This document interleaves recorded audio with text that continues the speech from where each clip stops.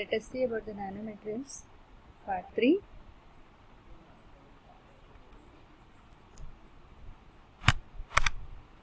This is use of S layers in nanoparticle synthesis. Surface layer.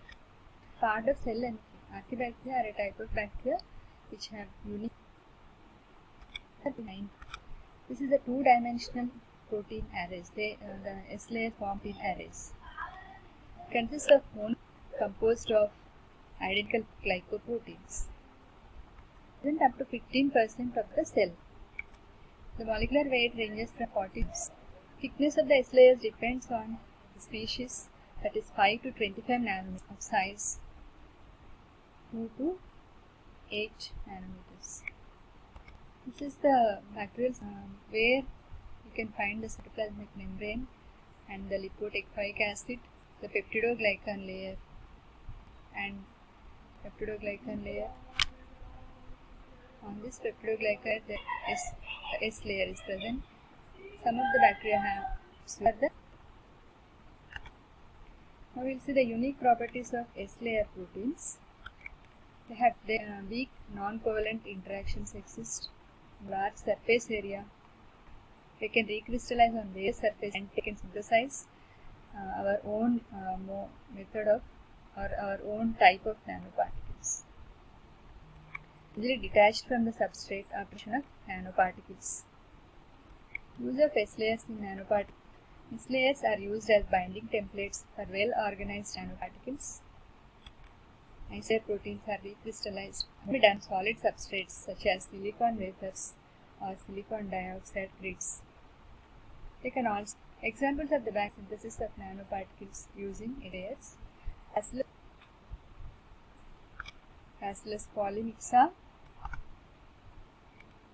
Sulfolobus acidocalcareous, which is synthesis of nanoparticles using S layers. From bacterial cell walls. For this there are different methods. Treating the cells using chelating agents like triacetic acid.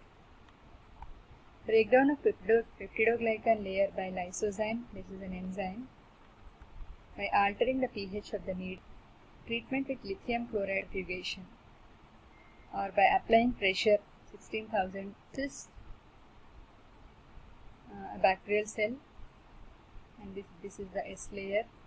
S layer proteins are isolated, isolation of native or recombinant S layer proteins. They can be reassembled like on solid supports or air-water interface or in the phospho or tetraether or in liposomes or emulsomes. Purification of S layers. After isolation, they should be purified. Purification can be done by ultrafiltration. Here, these are the various steps of filtration: microfiltration, ultrafiltration. So, need that is ultrafiltration. After ultrafiltration, the particles which are obtained are the nanoparticles. Sizes are in nanometers. So the particles which pass through this membrane are of nanometers, of the size nanometers. Chromatography.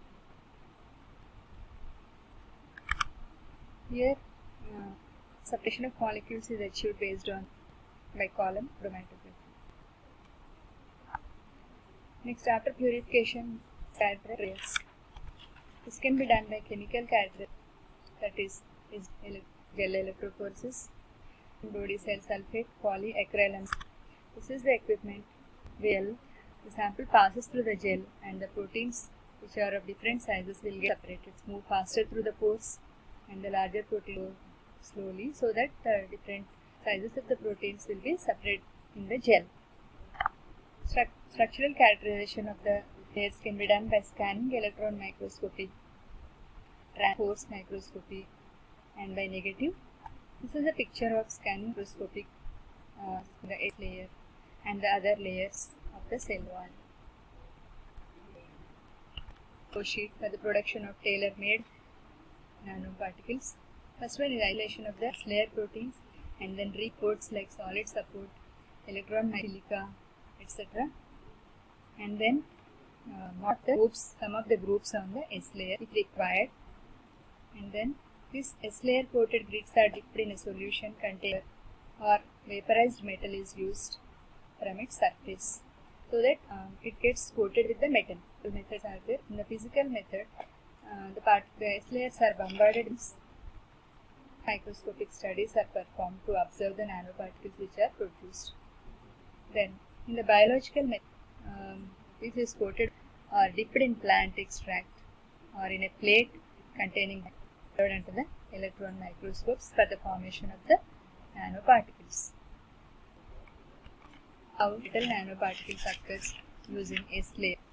Okay, this is the solid support. This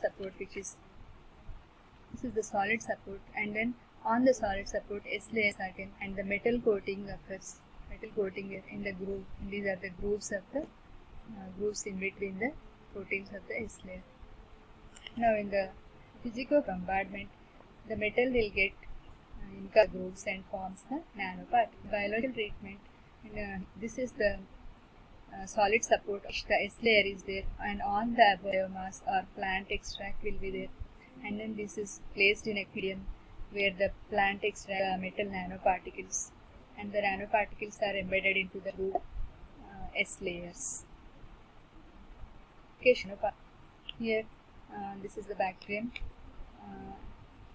This is the surface display of the proteins are separated like this, and the functional domains may be peptide, protein, or glycan. And this is the yellow colored one is the S-layer glycoprotein, built in the form of beads on porous supports or suspensions or on liposome, emulsions, and nanoparticles. And they have various applications. Process technology like immobilization of enzymes. In suspension, these are used for immunotherapeutics and for vaccines as vaccines. In the liposomes, this is used the liposome targeting and drug delivery. That means the drug which is to be incorporated in the lipos delivered. So these are the nanoparticles.